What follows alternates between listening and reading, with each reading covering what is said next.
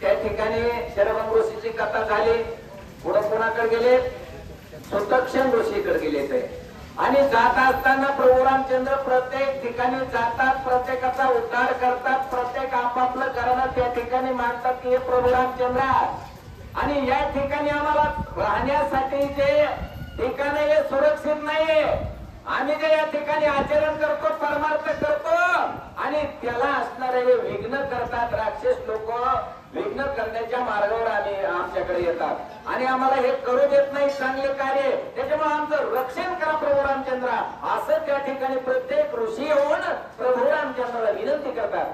आम्ही आलो तुझ्या पाशी, राक्षसी बहुत केली कासाविसी, शरण आलो तुझ्या चरणाशी आता सवर्ण. आम्ही या ठिकाणी व्याकुळ झालो, कासावी झालो. प्रभू रामचंद्र भरत प्रत्येकाने या राक्षसांना आम्हाला त्रास दिलाय आणि त्रास देऊन आम्हाला या ठिकाणी दुःख देतात. याचं निरसन प्रभू रामचंद्र तुम्ही करा आणि त्याच्यासाठी तुम्ही या ठिकाणी आलेला आहात असा प्रत्येक गोष्टी त्या ठिकाणी येऊन सांगू लागला. आम्हासी रक्षिता नाही कोणी, दैवे आलासी तू धनुष्यबाणी, आम्ही घालतो लोटांगणी आमच्या रक्षण. प्रभू रामचंद्र तुम्हाला लोटांगण घालतो या ठिकाणी आम्हाला कोणी वाली नाहीये या जगामध्ये आणि तुम्ही या ठिकाणी स्वतःचा धनुष्य पान घेऊन आलेला आहात आणि तुमच्याशिवाय आमचं रक्षण या ठिकाणी कोणी करणार नाही प्रभू रामचंद्र, असं प्रत्येक जण येऊन त्या ठिकाणी प्रभू रामचंद्राला आपली आपली व्यथा सांगू लागले.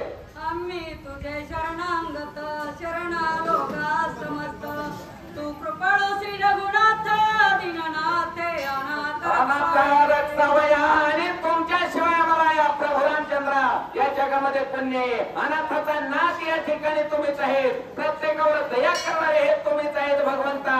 आणि त्याच्यामुळं तुमच्यापाशी फक्त आमचं घरानं सांगतो आणि तुम्हीच त्याचं निवारण करू शकतात असं आम्हाला या ठिकाणी वाटतंय. आम्ही केवळ गो ब्रह्मन काय वाचा मनसा शरण, आमचे करावे संरक्षण वैजन प्रार्थिती. आणि या ठिकाणी आम्ही एक ब्राह्मण आहोत, आम्ही एक साध्या वंशातले आहोत आणि आम्हाला खूप हे राक्षस लोक या ठिकाणी त्रास देतात, तरी आमचं संरक्षण या ठिकाणी प्रभू रामचंद्र करा असं पुन्हा पुन्हा विनंती प्रभू रामचंद्राला करू लागले. ऐसे ब्राह्मणांचे दिन भाषण ऐकोनी श्री रघुनंदन कवळवळणी संपूर्ण काय आपण बोलत. चला पटपट पटपट चालायचं सांगितले, नॉन स्टॉप. आणि अशी प्रभू रामचंद्राला विनंती केली आणि प्रभू रामचंद्राला प्रत्येक जण असं लोटांगण घालू लागलं. शरण आले तर भगवंता काही करा, आमच्यावर एवढी दया करा असणारी पुन्हा पुन्हा विनंती करू लागली. श्रीराम म्हणे मी किंकर कोर नव्हे तुमच्या दासाचा समान, त्यामध्ये म्हणा आलो शरण. प्रभू रामचंद्र म्हणजे मी असा कोणी मोठा या ठिकाणी तुम्ही मला शरण आलात. अरे मी या ठिकाणी मोठा नाहीये, मी एक अनाथाचा नाथ आहे, मी एक लहान आहे आणि तुम्ही मला शरण आलात असं भगवंत स्वतःचा मोठेपणा त्या ठिकाणी दावित नाहीये. तुम्ही वयोवृद्ध तपोवृद्ध सज्ञान ज्ञानी अति प्रबुद्ध, श्रेष्ठ श्रेष्ठ महासिद्ध सन्मान वादन वदावा. प्रभू रामचंद्र स्वतःला मोठेपणा समजत नाही तर प्रभू रामचंद्र त्या ऋषीलीच म्हणू लागले तुम्ही वयोवृद्ध आहात, तपोवृद्ध आहात आणि की तुम्ही या ठिकाणी भयानक तप केलेला आहे असे महान ऋषी तुम्ही त्या ठिकाणी आणि तुम्ही मला शरण कशाला येता असं स्वतः भगवंत त्या ऋषीने बोलले. पासून घ्यावा मान त्याची आम्हासी विष प्राशन, तुम्ही माझे देवता अर्चन साधू सज्जन मज. प्रभू रामचंद्र म्हणले महान ऋषी तुम्ही असणारी तुमच्याकडून जर मी मान घेतला तर वीज घेतल्यासारखे महाराज, वीज घेतल्यासारखं आणि त्याच्यामुळे तुमच्याकडून मान सन्मान घ्यावा ही माझी इच्छा नाही असं प्रभू रामचंद्र आणखीन त्या ऋषीला बोलू लागले. आमचा धर्म द्विज रक्षण वना आलो याची कारण, खरं दूषण निर्दळन. प्रभू रामचंद्र म्हणले आमचा जो धर्म आहे, आमचा जो रघुवंशाचा जो असणारा धर्म आहे तो भक्ताचं रक्षण करण्यासाठी आहे, दीनदयाळांची माफ करण्यासाठी, त्यांचं रक्षण करण्यासाठी आमचा धर्म आहे असं प्रभू रामचंद्र स्वतः बोलू लागले. तुमच्या आशीर्वाद जोडी रणांगणी निज परवडी, मारीन राक्षसांच्या पोडी. अरे तुमचा जर आशीर्वाद असला, तुमच्या आशीर्वादाच्या जोरावर मी या ठिकाणी राक्षसांच्या खोडीच्या खोडी असल्या केवढे मी तरी मी या ठिकाणी मारल्याशिवाय राहणार नाही. फक्त तुमचा याच्या पाठीमागे काय पाहिजे? आशीर्वाद पाहिजे. ऐशा कोणी श्रीराम वाणी जय जयकार केला, ब्राह्मणी हर्ष पावनी निज मुनी गणी. असं प्रभू रामचंद्राचं वचन ऐकलं, असं बोलणं ऐकलं, त्या ऋषीने एकच जय जयकार केला. प्रभू रामचंद्र भगवान की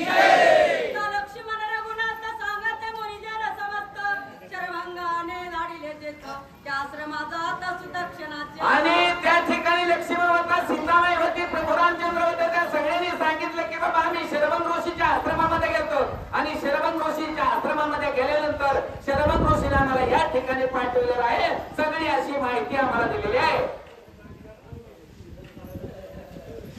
सुतीक्षण ऋषी महाश्रेष्ठ तपते जाती तेजिष्ट त्याचा आश्रम सुखोदिष्ट दुःख संकट आशेना. आम्हाला शरभंग ऋषीने सांगितलेलं आहे की सुदक्षिण नावाचा जो समोर ऋषी आहे आणि चांगल्या प्रकारचा ऋषी आहे, तपोनिधी आहे, चांगला दीन दयाळू आहे आणि त्या आश्रमामध्ये तुम्ही जा असं लक्ष्मण सीतामाय प्रभू रामचंद्र त्या सुदक्षिण नावाच्या ऋषीला सांगू लागले. नवल आश्रमाचे लीला सुवाद सुवाद फळमुळा आचमन करिता ते तिच्या जळा ब्रह्माचा कडा निवारी. आणि त्या ठिकाणी सुंदर असं वन होतं, फुले होते, फळे होते, सुगंध येत होता चौकड आणि तो परिसर असणारा पाहिला. त्या ठिकाणचं पाणी घेतलं याने सर्वांनी आनंद वाटला.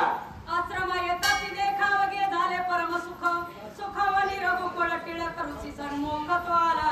आणि प्रभू रामचंद्राला त्या ठिकाणी सुख वाटलं, आनंद वाटला. परिसरच कारण त्या ऋषीचा कसा होता भयानक. तिकडे तिकडे सुगंध होता, फळमुळं होती आणि आनंदाच्या भरामध्ये प्रभू रामचंद्र त्या ऋषीच्या समोर गेलेले आहेत. आला देखोनी रघुनंदन ऋषीने सांडिले आसर सांडवण्या जप ध्यान अति सावधान. प्रभू रामचंद्र आल्याला बघितला ऋषीनं. स्वतः देवाचा देव भगवंत या ठिकाणी आलेला आहे. स्वतःचं आसन सोडलं आणि ते ऋषी उठून बाजूला झाले आणि प्रभू रामचंद्रला देवाला त्या ठिकाणी जागा दिली.